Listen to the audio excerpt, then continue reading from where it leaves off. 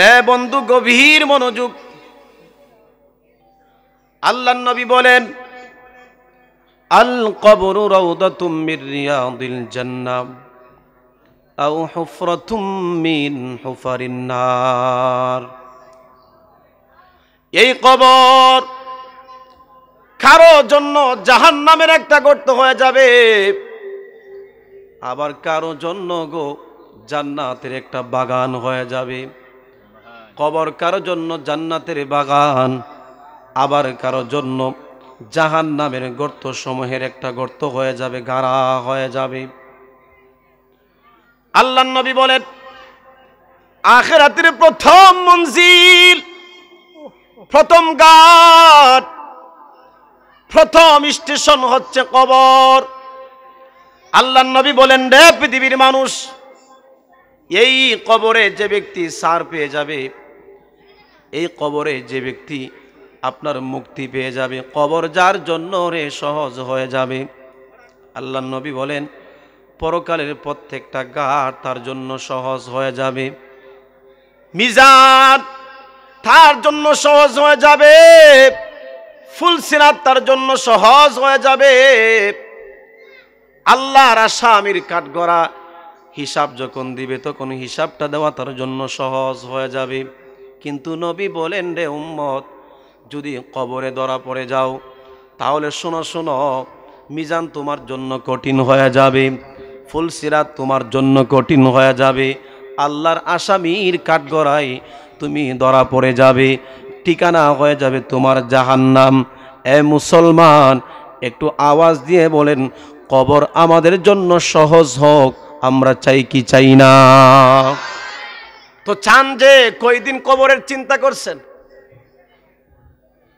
কবর আপনার জন্য সহজ হবে। মনে মনে বড় আশা উত্তর দিলেন, হুজুর, কবর আমার জন্য সহজ হবে। এই উত্তর আপনারা দিলেন, কিন্তু কবর যে আপনার জন্য সহজ হইবে, কেমনে সহজ হইবে, এই চিন্তা ফিকির তো আমার আপনার মধ্যে নাই। কথা বলেন ঠিক কিনা? আমার প্রিয় ভাইয়েরা রে, এজন্য কবরের ফিকির আমাদেরকে বাড়াতে হবে, কবরের চিন্তা আমাদেরকে বাড়াতে হবে। এজন্যই তো নবীর সাহাবী উসমান কবর দেখলি কাঁদতেন, হাউ মাউ করে কাঁদতেন, এত কাদা কাঁদতেন, এত কাদা কাঁদতেন। কিতাব সাক্ষী দে গো, চোখের পানিগুলি বে বে বে বে, গাল বে বে, সমস্ত দাড়িগুলি ভিজে যাইত। জুড়ে বলেন আল্লাহু আকবার। এত কাদা কাঁদতেন। সাহাবীরা প্রশ্ন করল, ওগো খলিফাতুল মুসলিমিন, কবর দেখলে কেন আপনি এত কাঁদেন? জান্নাতের আলোচনা করেন, জাহান্নামের আলোচনা করেন, নবীর সামনে বসে বসে আপনি আলোচনা শুনেন, কই এত কাঁদতে দেখি নাই।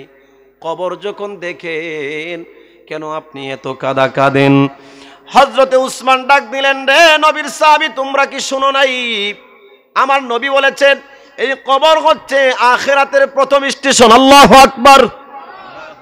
এই কবর হচ্ছে আখিরাতের প্রথম স্টেশন, প্রথম মঞ্জিল। এই কবর যে ধরা পড়ে যাবে, আখিরাতের প্রত্যেকটা ঘাটে সে ধরা পড়ে যাবে। আমি উসমান দুদিন আগে পরে তো কবরে যেতে হবে। কবর কি আমার জন্য সহজ হবে নাকি কঠিন হবে? কবর কি আমার সঙ্গে ভালো আচরণ করবে নাকি খারাপ আচরণ করবে? খলিফাতুল মুসলিমিন হযরতে উসমান এই কথা বলতেছে। এই জন্য আমি কান্দি, কবরে নিয়ে আমি উসমান ধরা পড়ে যাই। এত বড় দরজার সাহাবী, যিনি আল্লাহর নবীর জবান মুবারক থেকে জান্নাতের সার্টিফিকেট পাইছে রে মুসলমান, যিনি নবীর জান্নাতি জবান মুবারকের মাধ্যমে জান্নাতি সার্টিফিকেট দুনিয়াতে পাইছে। আল্লাহু আকবার।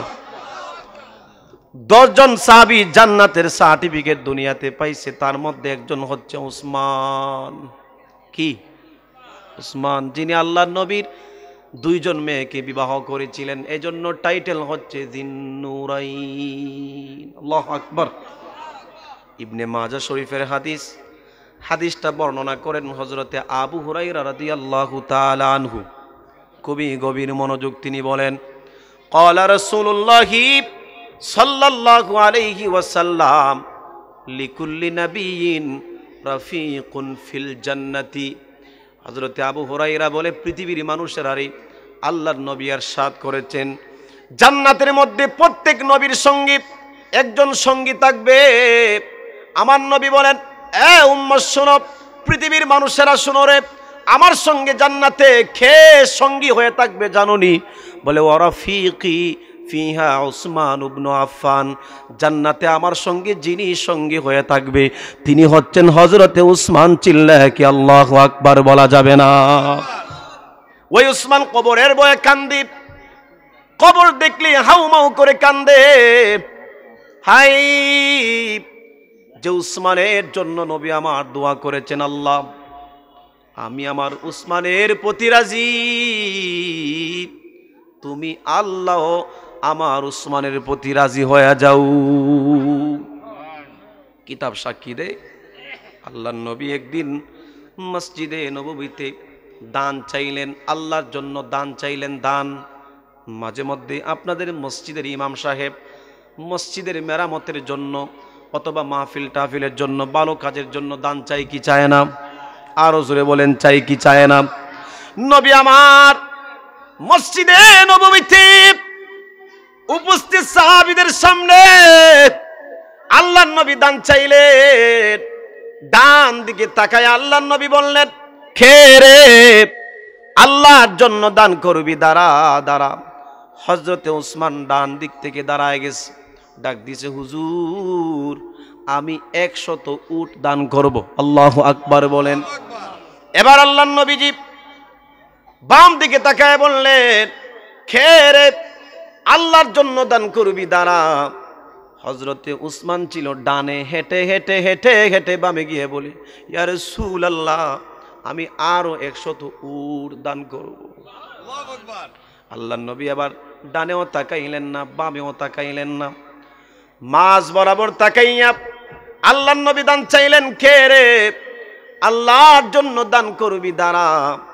হযরতে উসমান এবার বাম দিক থেকে হেঁটে হেঁটে মাঝ বরাবর এসে আল্লাহর নবীর ডাক মারছে, ইয়া রাসূলুল্লাহ ইয়া হাবিবাল্লাহ, গো নবীজি আমি আরো 100 উট দান করব।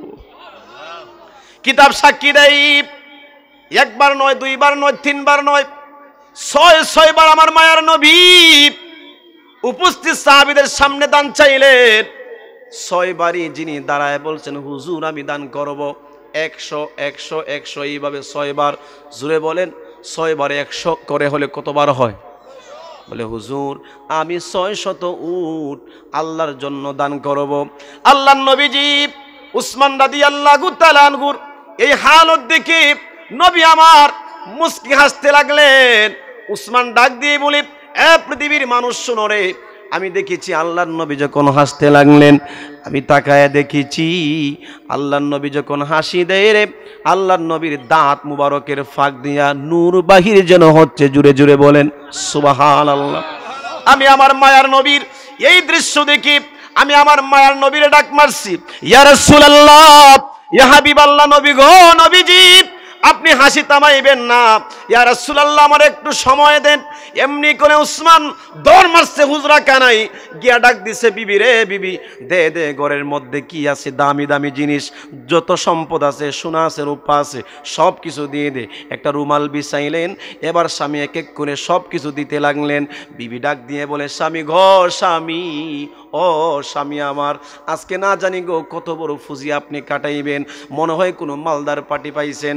উসমান ছিলেন বড় ব্যবসায়ী। এমনি করে উসমান ডাক দিয়ে বলে, রে বিবি শুনো, আজকে যার সঙ্গে রে ফুজি কাটাইব তিনি আর কেউ না, তিনি হচ্ছেন আমার আল্লাহ। জুড়ে বলেন না আল্লাহু আকবার। দে রে দে। নবী আমার বসে আছে মসজিদে নববীতে, সমস্ত সোনা গয়না রূপা লইয়া আল্লাহর নবীর দরবারে চলে গেছে। মায়ার নবী যখন উসমানের হালত দেখলেন, আল্লাহর নবী এক হাতে সোনা নিলেন, আরেক হাতে রূপা নিলেন, নিয়ে আল্লাহর নবী আবার আকাশের দিকে এইভাবে হাতটাকে বাড়াইয়া ডাক দিছে, মালিক রে মালিক, আমি আমার উসমানের প্রতি জমিনে রাজি, তুমি আল্লাহ আসমানে আমার উসমানের প্রতি রাজি হয়ে যাও। এমন একজন দরজার সাহাবী কবর দেখলি কান্দে। হাই, ওই যে মাটারে কবরের মধ্যে রাখছিলাম, বহু মাস চলে যায়, কবরে গিয়ে একবার দাঁড়াই না। কথা বলেন ঠিক কিনা? ওই যে আদরের বাপটা যে নিজে না খায় আমরা খাওয়াইছিল, নিজে না ফুইরা আমরা রে ফরাইছিল, দাফন যে করছি রে কলা বাগানে, বাঁশ বাগানে, জঙ্গলে, না না কোনো খবর নেই না, কত মাস চলে যায়, বছর চলে যায়, কবরের চিন্তা করব দূরের কথা। হাইরে আপন জনরে যে কবরের মধ্যে দাফন করছি, স্মরণ কইরা একবারও কবরের সামনে গিয়া দাঁড়াই না। কথা বলেন ঠিক কিনা? আমার প্রিয় ভাইয়ারা, এই ছিল সাহাবীদের কবরের টেনশন। যারা জান্নাতের সার্টিফিকেট পাইছে, আর তুমি আমি লইতে আর সইতে আমল নাই, কিচ্ছু নাই। একক তো নামাজ পড়লে 10 ওয়াক্ত কাজা হয়। কথা বলেন ঠিক কিনা? তোমার আমার কোনো টেনশন নাই। মিছা কথা বলি 70টা, সত্য কথা বলি একটা। কথা বলেন ঠিক কিনা? তোমার আমার কবরের কোনো ভয় নাই। হাই হাই, উসমান বলে আমি কবরের ভয়ে কান্দি। হযরতে আবু বকর কবরের ভয়ে কান্দে, কিতাব সাক্ষী দেয়। আবু বকর যখন গাছের কাছে যাইতেন, তখন মাঝে মধ্যে গাছের পাতার দিকে ইশারা কইরা বলতেন, এ গাছ, এ গাছের পাতা, তোমার জীবনটা বড় ধন্য। বলে কেমনে? বলে তুমি গাছের মধ্যে, তোমায় একটা ডালের মধ্যে তুমি পাতা ধরে আসো, তোমার যখন মেয়াদ শেষ হয়ে যাবে, হলুদ বর্ণ হইয়া তুমি জমিনের মধ্যে পড়ে যাবে, হিসাব তোমার শেষ হয়ে যাবে। কিন্তু আমি যে মানুষ, আমি মানুষ হইয়া বিপদে পড়ে গেছি রে। আমি যখন মারা যাব, মারা গেলেই কিন্তু আমার শেষ না। মারা যাওয়ার পরে কবর আমার জন্য অপেক্ষা করতেছে, মারা যাওয়ার পরে মিজান আমার জন্য অপেক্ষা করতেছে, মারা যাওয়ার পরে আমার জন্য ফুলসিরাত অপেক্ষা করতেছে, মারা যাওয়ার পরে আল্লাহর আসামির কাঠগড়া আমার জন্য অপেক্ষা করতেছে। হায়রে, আমি যদি মানুষ না হইয়া গাছের পাতা হয়ে যাইতাম, আমার জীবনটা ধন্য হয়ে যাইত। যুবক আবু বকর, যিনি রাসূলুল্লাহর ডান পাশে ঘুমিয়ে আছে, আল্লাহু আকবার বলেন না, যে আবু বকরের ব্যাপারে আল্লাহর নবী বলেছেন, লাউ কুনতু মুত্তাখিদান খলিলান মিন উম্মতি লাত্তাখাযতু আবা বকরিন, আমি আমার উম্মতের মধ্যে কাউরে যদি বন্ধু বানাইতাম, তাহলে আবু বকরকে আমি বন্ধু বানায় নিতাম। জুড়ে পড়েন আল্লাহু আকবার। যে আবু বকর বিনা প্রশ্নে রাসূলুল্লাহর হাতে হাত রেখে কালিমা পড়ছে, কোনো প্রশ্ন করে নাই। নবী আমার যার কাছে দাওয়াত নিয়ে গেছেন, বহু প্রশ্ন করছে, কিন্তু আবু বকরের কাছে যখন আমার নবী দাওয়াত নিয়ে গেলেন, আবু বকর কোনো প্রশ্ন করেন নাই। আরো উল্টা নবীকে বলি, ইয়া রাসূলুল্লাহ, আমি তো এই সময়ের অপেক্ষায় ছিলাম। আরো জোরে বলেন না, হুজুর আমি তো এই অপেক্ষার মধ্যে ছিলাম। আমি জানি আপনি যে নবী, আপনি কখন এসে আমাকে বলবেন, আবু বকর রে কালিমা পড়ো, আমি আপনার নুরানি হাতে হাত রাইখা কালিমা পড়ে মুসলমান হয়ে যাব। হযরতে উমরের মতন সাহাবী কবর দেখলে শুয়া পড়তেন। আল্লাহু আকবার বলেন। আপনি কয়দিন গেছে কবরে কয়দিন গেছেন? আর চোখের পানি বলাইছে।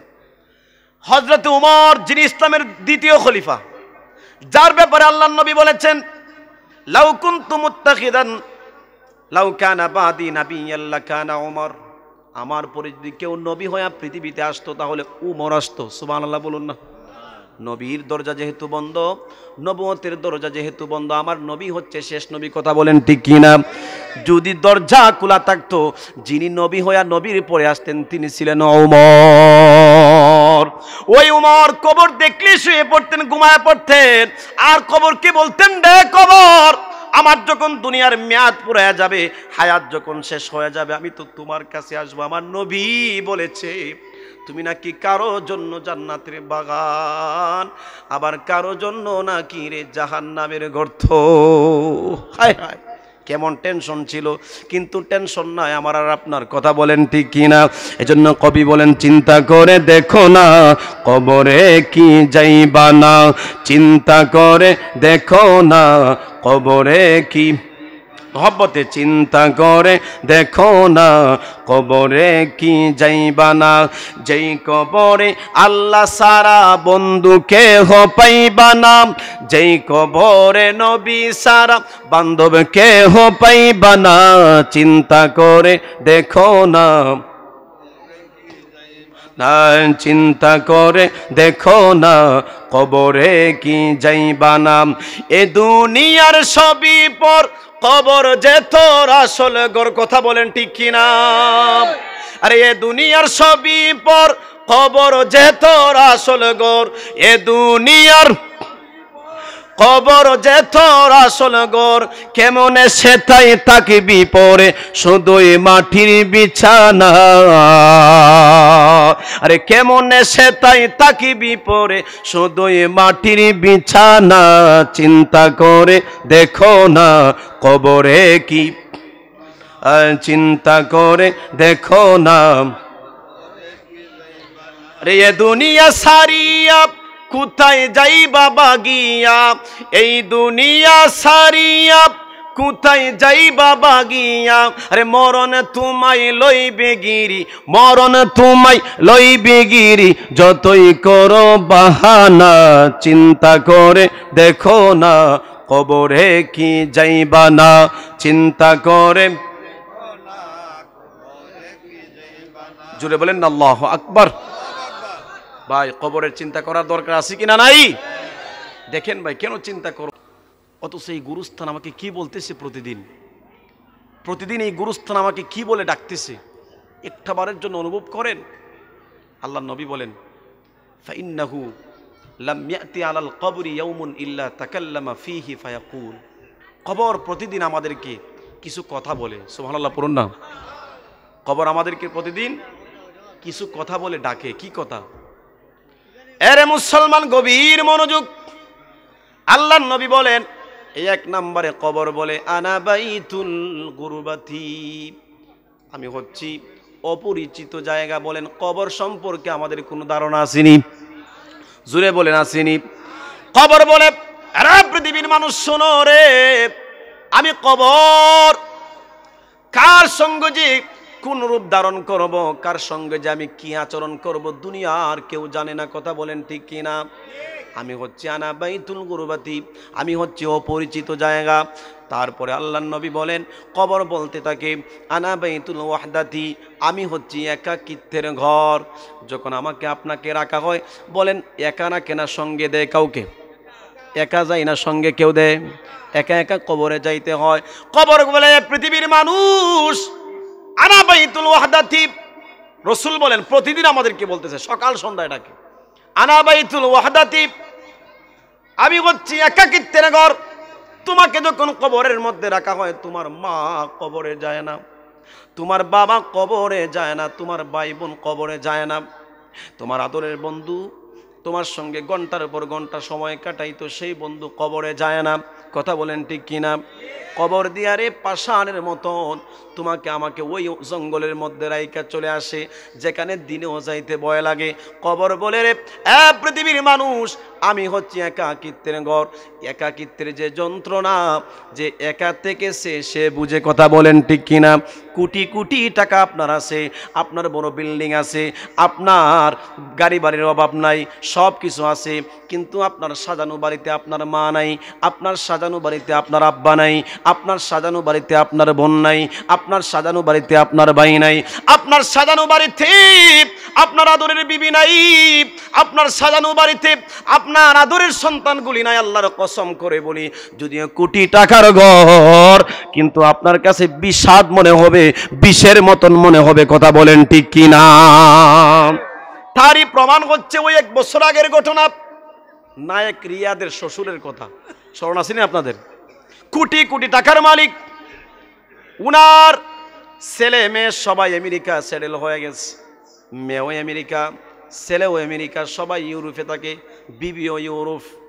একাকিত্বের যন্ত্রণা সহ্য করতে না পাইরা বিশাল বাড়ি, গাড়ি বাড়ির কোনো অভাব নাই, টাকা পয়সার কোনো অভাব নাই। সত্য যদি না হয় আজকে গিয়ে চার্জ করবেন, আমার কথা মিথ্যা কিনা সত্য? লাইভের মধ্যে আসছে, লাইভ ফিট কইরা মাথার মধ্যে এইভাবে পিস্তল টাকাইছে, হায় হায়, একাকিত্বের কি যন্ত্রণা না। এইভাবে আপনার মাথার মধ্যে পিস্তল টেকাইয়া দুনিয়ার মানুষকে বুঝাইতে লাগলো, রে দুনিয়ার মানুষ শুনো, কোটি কোটি টাকা আমার আছে, গাড়ি বাড়ির অভাব নাই, কিন্তু একাকী যন্ত্রণা আমি সহ্য করতে পারলাম না। লাইভের মধ্যে আইসা এইভাবে নিজের মাথায় নিজে পিস্তল টেকাইয়া দুনিয়ার জমিন থেকে বিদায় নিয়ে চলে গেছে। বলেন দুনিয়ার একাকিত্বের চাইতে কবরের একাকিত্ব বেশি না কম? জুড়ে বলেন বেশি না কম? আপনি দুনিয়াতে যতই একাকিত্ব থাকেন না কেন, একজন আপনি পাইবেন, কথা বলেন ঠিক কিনা? একজন না আরেকজন আপনি পাইবেন, কিন্তু কবর এমন একাকিত্বের ঘর, কাউকে পাইবেন না, কাউকে পাইবেন না। একটু মনে মনে একটু অনুভব করেন, প্রথম রাত কবরের, জীবনে কবরে আপনি থাকেন না, একটু মনে মনে অনুভব করেন। আপনাকে যখন রাখা হবে, উপরে যখন বাঁশ দিয়া, সাডি দিয়া, তারপরে মাটি দিয়া সামান্য একটু জায়গা আপনাকে রেখে দেওয়া হবে, চোখটা মুজে একটু শুধু অনুভব করেন, হাই রে কেমনে থাকবো এই কবরে। এত বিশাল বড় বাড়ি আমার, এত বড় বাড়ি আমার, এত বড় রুম আমার ভালো লাগে না, কিন্তু এতটুক জায়গার মধ্যে আমি কেমনে থাকবো? এও আবার একা। জন্য আল্লাহর নবী বলেন কবর প্রতিদিন আমাদেরকে সাবধান করে, আনা বাইতুল ওয়াহদাতি, আমি হচ্ছি একাকিত্বের ঘর। তারপরে কবর বলে আনা বাইতুত তুরাব, আমি হচ্ছি মাটির ঘর। বলেন কবরে কি টাইলস ফিট করা থাকেনি? ফাঁকা করা থাকে, মাটি, নিচেও মাটি, ডানেও মাটি, উপরেও মাটি, উপরে বাঁশ, তারপরে আবার বাঁশের ছানি, তারপরে আবার হাজার হাজার মন মাটি দিয়ে আমাদেরকে রেখে দেওয়া হয়। কথা বলেন ঠিক কিনা? এ আমার পৃথিবীর ভাইয়েরা, এ বন্ধুরা শোনো, কবর বলে রে পৃথিবীর মানুষ, আমি হচ্ছি মাটির ঘর। তারপরে কবর বলে আনা বাইতুদ্দুদ, আমি হচ্ছি পোকামাকড়ের ঘর। হায়, আমি হচ্ছি সাপ বিচ্ছুর ঘর। কি? আমি হচ্ছি পোকামাকড়ের ঘর, আমি হচ্ছি সাপ বিচ্ছুর ঘর। এই জায়গার মধ্যে যদি আমল না নিয়ে আসো, ইমান আমল যদি সঠিক না থাকে, তাহলে শোনো, সাপের কোনো অভাব নাই, বিচ্ছুর কোনো অভাব নাই, পোকামাকড়ের কোনো অভাব নাই। কথা বলেন ঠিক কিনা? আরে দুনিয়াতে সামান্য দুরা সাপ দেখলে আমাদের অবস্থা 12টা বাইজা যায়। কথা বলেন ঠিক কিনা? আমার প্রিয় ভাইয়েরা, কবর বলে আমি হচ্ছি পোকামাকড়ের ঘর। চিল্লায় কি আল্লাহু আকবার বলা যাবে না? বলেন ইয়া মুহাম্মদ মুস্তাফা নবী সাল্লাল্লাহু আলাইহি, ইয়া মুহাম্মদ, আশেকের কণ্ঠে, ইয়া মুহাম্মদ মুস্তাফা আলাইহি, ইয়া আরে আমার শাফায়াতের কাহানদারি, শাফায়াতের রাসূলুল্লাহ, ইয়া মুহাম্মদ মুস্তাফা, ইয়া মুহাম্মদ মুস্তাফা, নবীজি আমার কাবারি কাবা, নবীজি আদম সফির বাবা, নবীজি আমার কাবারি, আরে নবীজি আমার আদমের বাবা। কথা বলেন ঠিক কিনা? আরে জারি উসিলাতে সৃষ্টি হয় তামাম, ইয়া মুহাম্মদ ইয়া মুহাম্মদ আমার শাফায়াতের কাহানদারি, শাফায়াতের রাসূলুল্লাহ, ইয়া মুহাম্মদ মুস্তাফা, ইয়া মুহাম্মদ আরশের নিচে সিজদায় পড়ে উম্মতি বলে কাঁদিবে নজরে। কথা বলেন ঠিক কিনা? আরে যেই দিন আমার মার নিজেকে বাঁচানোর জন্য পেরেশান হয়ে যাবে, বাপ নিজেকে বাঁচানোর জন্য পেরেশান হয়ে যাবে, বন্ধুকে বাঁচানোর জন্য পেরেশান হয়ে যাবে, এমনকি আমরা এই কিয়ামতের ময়দানের বিচারের কার্য যেন শুরু হয়, যাব আদম নবীর কাছে। আদম বলবে আমি পারবো না, আমার পক্ষে আজকে আল্লাহর সঙ্গে কথা বলা সম্ভব না। চলে যাব ইব্রাহিম নবীর কাছে, ইব্রাহিম নবী আমাদেরকে ফিরাইয়া দিবে। চলে যাব মুসা নবীর কাছে, মুসা নবী আমাদেরকে ফিরাইয়া দিবে। চলে যাব নূহ নবীর কাছে, নূহ নবী আমাদেরকে ফিরিয়ে দিবে। চলে যাব ঈসা নবীর কাছে, ঈসা নবী আমাদেরকে ফিরিয়ে দিবে। কিন্তু একজন নবী, যিনি আমার আপনার নবী, কামলিওয়ালা নবী, ওই নবী আমাদেরকে ফিরিয়ে দিবেন না।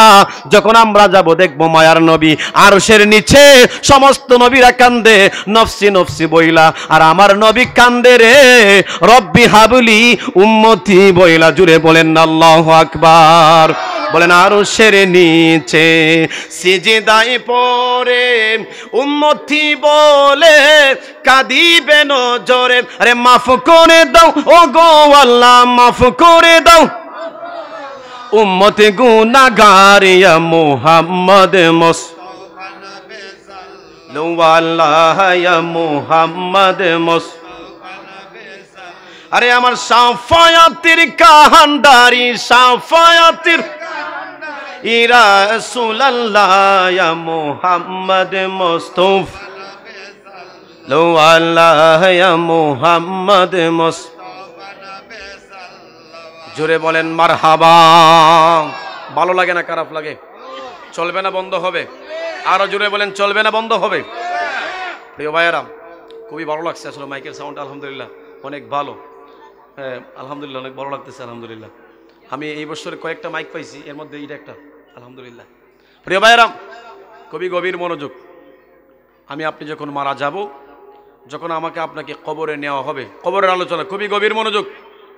কবরে যখন নেওয়া হবে, কবরে যখন রেখে আমাদেরকে, কবরে যখন রেখে আমাদের আত্মীয় স্বজনরা যখন আস্তে আস্তে বাড়ির দিকে চলে আসবে, ওই সময় কবরের মধ্যে থেকে আমরা এত জোরে জোরে চিৎকার করব আর বলবো, এ পৃথিবীর মানুষ, আমি না তোরার কত মহব্বত করছি, মায়া করছি, নিজে না খায় তোরারা খাওয়াইছি, আজকে কোন করে আমার রাখতাছ? আমার এই বিল্ডিং তো সেরা, আমার আজকে কোন করে রাখতাছ? এইভাবে চিৎকার করতে থাকে। নবী বলেন কি জানেন? একটু হ্যাঁ সিস্টা একটু কমাই দেন, ঠিক আছে? না মাইক আলহামদুলিল্লাহ অনেক ভালো, সিস্টা একটু কমাই দেন ভাই, অনেক ভালো আলহামদুলিল্লাহ। প্রিয় ভাইরা, তো বলছিলাম এত জোরে জোরে চিৎকার করে, এত জোরে জোরে, কিন্তু পৃথিবীর সব প্রাণীরা শুনে, শুধু দুইটা প্রাণী শুনে না। নবী বলেন কোন দুইটা প্রাণী? একটা হচ্ছে জিন আর একটা হচ্ছে মানুষ। জোরে বলেন সুবহান। আরে মুসলমান, গভীর মনোযোগ। সাহাবীরা প্রশ্ন করে, হুজুর দুনিয়ার সমস্ত প্রাণীরা ওই মাইয়িত ব্যক্তির চিৎকারের আওয়াজ শুনে, হুজুর গো হুজুর, কেন জিন শুনে না, কেন মানুষ শুনে না? দুইটা প্রাণী কেন শুনে না রে? আল্লাহর নবী বলেন, রে পৃথিবীর মানুষ শোনো, কবরের মধ্যে যখন মাইয়িতটাকে রেখে যখন তার আওলাদগুলি চলে আসে, এত জোরে জোরে চিৎকার করে, এই চিৎকারের আওয়াজ যদি দুনিয়ার মানুষ শুনতো রে, তাহলে দুনিয়ার কোনো মানুষ কোনো মাইয়িতের দাফন কাফন করতো না, লাশ লইয়া রে কবরে যাইতো না। নবী বলেন এই লাশগুলি রাস্তার মধ্যে পড়ে থাকতো, কুত্তা বিড়াল এসে আলে লাশগুলি খাইতো। এত কঠিন বিকট আওয়াজ কবরের মধ্যে ওই মাইয়িত দেয়। দুনিয়ার মানুষ আর জিন ছাড়া পৃথিবীর সকল প্রাণীরা শুনে। এজন্য দেখবেন মাঝে মধ্যে কিছু প্রাণী, গরু বাছুর ইত্যাদি কুকুরগুলা এত বিশালভাবে দৌড়াদৌড়ি করে কেন? বলে এর মাহাত্ম্য হচ্ছে কবরের ওই মাইয়িতের চিৎকার, কবরের আওয়াজ। চিল্লায় পড়েন না নাউজুবিল্লাহ। আমার প্রিয় ভাইয়েরা, কবরে যখন আমাকে আপনাকে রেখে দেওয়া হবে, খুবই গভীর মনোযোগ, হাদিস থেকে কথাগুলি বলতেছি, মন করা কথা বলতেছি। তোমাকে আমাকে যখন কবরের মধ্যে রেখে দেওয়া হবে, রাসূল বলেন ওয়াতুআদু রূহুহু, খুবই গভীর মনোযোগ, ওয়াতুআদু রূহুহু ফি জাসাদিহি ওয়ায়াতিহি মালাকানি ফায়ুজলিসানিহি ফায়াকুলানি। কবরের মধ্যে যখন তোমাকে আমাকে রাখা হয়, মাইয়িতকে দাফন কইরা মানুষ যখন চলে আসে, তখন ওই কবরে দুইজন ফেরেশতা চলে যায়। কয়জন ফেরেশতা? দুইজন ফেরেশতা, বলছে মালাকানি, দুইজন ফেরেশতা চলে যায়। তার দেহের ভিতরে তার রুহুটাকে আবার ফিরাইয়া দেওয়া হয়। যখন তার রুহুটা তার ভিতরের মধ্যে ফিরাইয়া দেওয়া হয়, কবরে ওই মাইয়িত ব্যক্তি আর মৃত থাকে না, জিন্দা হয়ে যায়। জুনে বলেন আল্লাহু আকবার। আল্লাহর নবী বলেন ওই দুইজন ফেরেশতা ফায়ুজলিসানিহি, কবরের মধ্যে তাকে বসায়, মাইয়িত ব্যক্তিকে কবরের মধ্যে বসাইয়া ফায়াকুলানি, ওই ফেরেশতাগুলি মাইয়িত ব্যক্তিকে আপনার প্রশ্ন করতে শুরু করে দেয়। জোরে বলেন না মারহাবা। একটু দরুদ শরীফ বলেন আল্লাহুম্মা সাল্লি। কথা বলে সমস্যা ভাই, কথা বলেন না। মাওলানা মুহাম্মদ ওয়া আলা আলি মাওলানা। কবরে যদি চাও জালা দুরুদ বানাও গহলার মালা। কথা বলেন ঠিক কিনা? আরে কুলে যাবি চোখের পর্দা দেখিবা সোনার মদিনা। আল্লাহুম্মা